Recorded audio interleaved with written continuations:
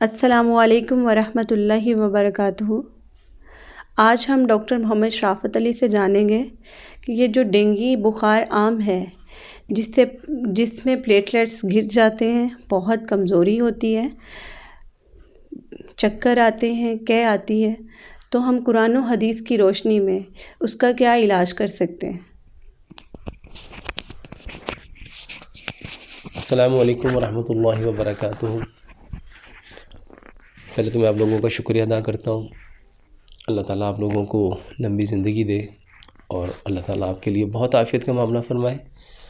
दूसरे नंबर पे ये जो डेंगू फ़ीवर है, जो कि डेंगू वायरस की वजह से फैल रहा है और जिसके बारे में पिछले कई सालों से हमारा मुल्क इसकी लपेट में है और इसमें हुकूमती सतह पे भी बहुत सारे इक़दाम किए गए।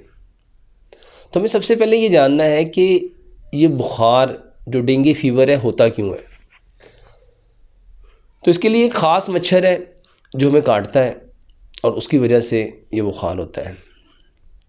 मैं सबसे पहले आप लोगों को ये बताना चाहूँगा कि नबी सल्लल्लाहु अलैहि वसल्लम ने बुखार के बारे में ख़ास तौर पे फ़रमाया कि बुखार को बुरा मत कहो, बुखार को बुरा मत कहो, ये जहन्नुम का भाप है। तो जो इन्फॉर्मेशन हमें दी जा रही है अकॉर्डिंग टू साइंस, तो उसमें और जो प्यारे पैगंबर जनाब मोहम्मद सल्लल्लाहु अलैहि वसल्लम ने हमें तलीमात दी, उसमें जिस बात को हमें समझना है कि बुखार के बारे में प्यारे पैगंबर जनाब मोहम्मद सल्लल्लाहु अलैहि वसल्लम ने तो ये फरमाया कि इसको बुरा मत कहो।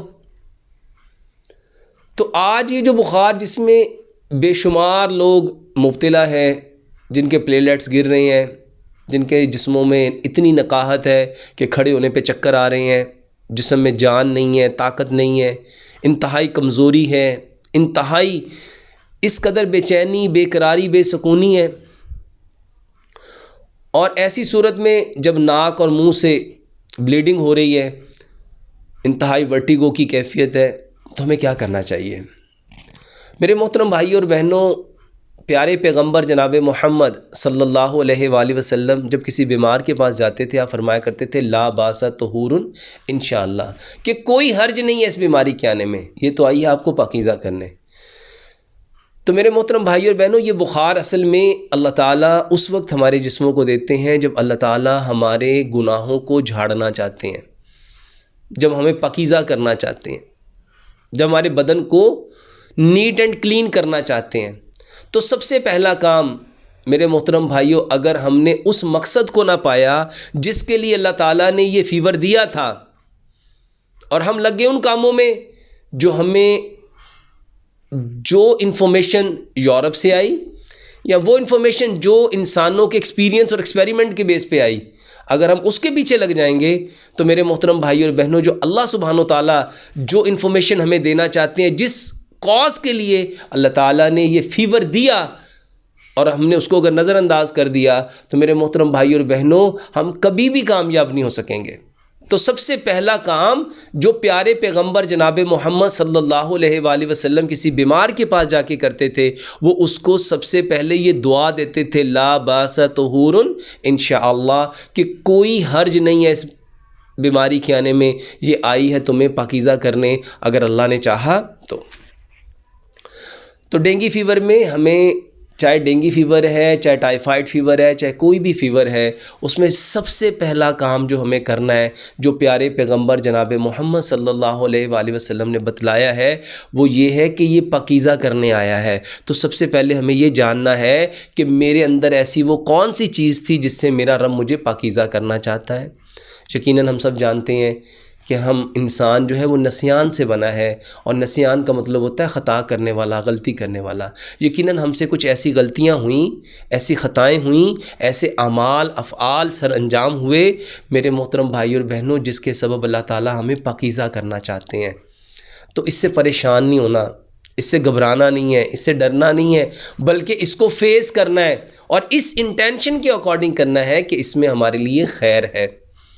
जब हमारी ये इंटेंशन होगी कि ये बुखार मेरे बदन से मेरे गुनाहों को ऐसे झाड़ रहा है जैसे ख़िज़ां के मौसम में दरख्तों के पत्ते, तो दोनों सूरतों में मेरे मोहतरम भाई और बहनों हमें इत्मीनान आ जाएगा, तसल्ली आ जाएगी, सेटिस्फेक्शन आ जाएगी। और इसके साथ हमें डेंगू फीवर में ख़ास तौर पे जब इसकी एक पूरी वायरल वबा की सूरत इख्तियार कर चुकी है और तकरीबन मर्द क्या, औरत क्या, बच्चे क्या, बूढ़े क्या, सब इसमें मुब्तला होते जा रहे हैं, तो ऐसी सूरत में हमें क्या करना चाहिए? तो इस्लाम हमें अपने बदनों को ढांपने की तलकीन करता है।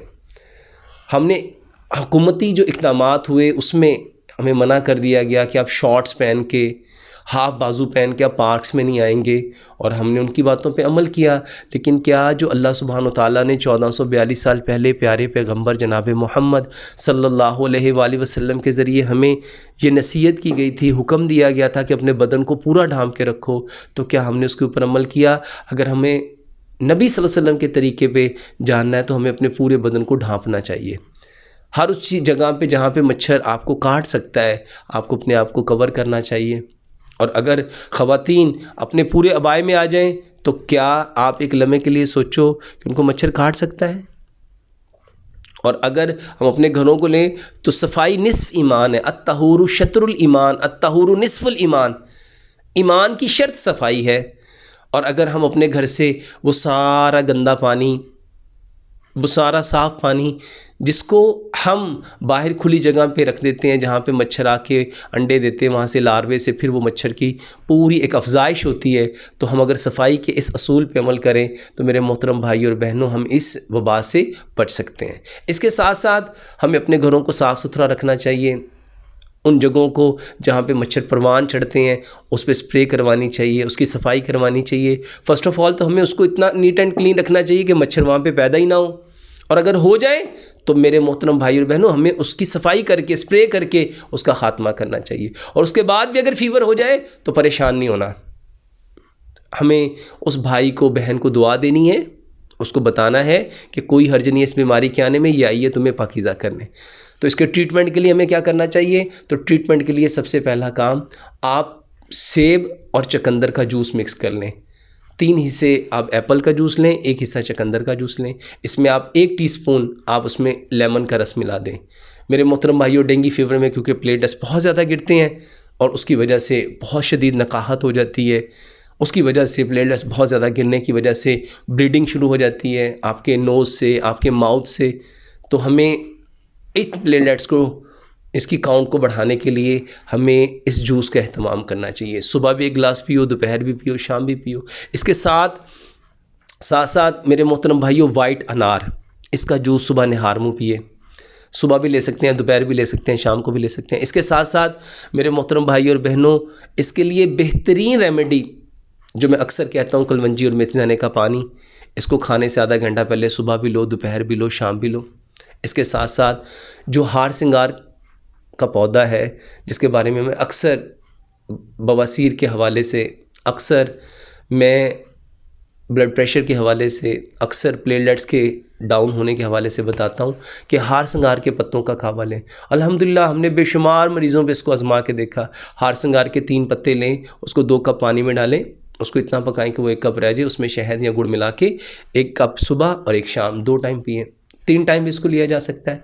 इसके साथ साथ पपीते के पत्तों का कावा वो भी लिया जा सकता है। पपीते को बहुत ज़्यादा मिकदार में इस्तेमाल करें, उससे भी प्लेटलेट्स आपके बहुत ज़्यादा बढ़ते हैं। इसके साथ साथ मेरे मोहतरम भाई और बहनों, हमें तलबीना खाना चाहिए, जौ का दलिया। और जो बुखार के लिए नबी सल्लल्लाहु अलैहि वसल्लम ने एक बेहतरीन तरीका बताया है कि बुखार जहन्नुम का भाप है, इसको रात के बासी पानी से ठंडा करो। तो रात का रखा हुआ जो पानी है उसको अपने बदन में सुबह जो है इससे गुस्ल करो, ये बेहतरीन इलाज है। और इसके साथ साथ एक मैं रेमेडी अक्सर जितने भी फीवर हैं उसके लिए बताया करता हूँ कि आप 1 गिलास दूध लो, उसमें आधी चाय की चम्मच हल्दी, आधी चाय की चम्मच दालचीनी, आधी चाय की चम्मच सौंफ, 2 सब्ज़ इलायचियाँ, 2 लौंग, इसको इतना पकाओ 1 गिलास दूध पौना रह जाए। इसमें आप शहद या गुड़ इस्तेमाल कर सकते हैं, सुबह भी ले सकते हैं, दोपहर भी ले सकते हैं, शाम भी ले सकते हैं। और इसके साथ साथ मेरे मोहतरम भाई और बहनों, जो तलबीना है जौ का दलिया, इसका अहतमाम कीजिए, क्योंकि नबी सल्लल्लाहु अलैहि वसल्लम के दौर में हज़रत आयशा सिद्दीक़ा रज़ी अल्लाह तआला फरमाती हैं, हमारे यहाँ जब कोई बीमार होता था तो नबी सल्लल्लाहु अलैहि वसल्लम उसको तलबीना खाने का हुक्म दिया करते थे। तो अल्लाह से दुआ करते हैं अल्लाह सुब्हानहू तआला हमें कुरान और हदीस और जो आज की मॉडर्न मेडिकल साइंस है इसको 100% उसी नहज पे मेरे मोहतरम भाइयों अमल करने की तौफीक दे, जिस तरह मेरे मोहतरम भाइयों 1442 साल पहले सहाबा ने इन सारी बातों को सुना, समझा और इस पर अमल करके पूरी दुनिया में उन्होंने इस्लाम को फैलाया। अल्लाह सुब्हानहू तआला हमारे लिए इस सारे अमल को आखिरत के लिए ज़रिया निजात बनाए। वमा अलैना इल्लल बलागुल मुबीन।